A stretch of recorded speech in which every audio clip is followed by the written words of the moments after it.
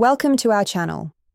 If you run an online store and need to handle sales tax compliance, follow these step-by-step instructions to navigate the complex world of multi-state tax collection. Step 1. Understand that economic nexus rules now require you to collect sales tax in states where you exceed sales or transaction thresholds, even without physical presence.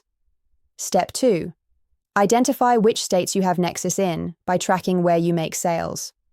Most states have thresholds around $100,000 in sales or 200 transactions. Step 3. Register for sales tax permits in each state where you've established nexus using each state's Department of Revenue website. Step 4. Implement sales tax collection systems using e-commerce platform built-in features or third-party solutions, like TaxJar, Avalara, or TaxCloud that calculate rates automatically. Step 5. Understand product taxability rules, which vary by state.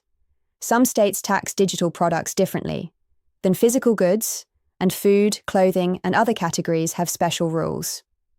Step 6.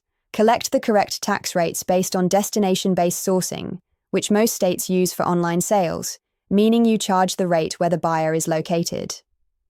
Step 7. File sales tax returns on the required schedule for each state, which may be monthly, quarterly, or annually, depending on your sales volume. Step 8. Remit collected sales tax by the due date to avoid penalties. Keep detailed records of all sales, taxes collected, and remittances for audit purposes. Don't forget to like this video and subscribe to our channel.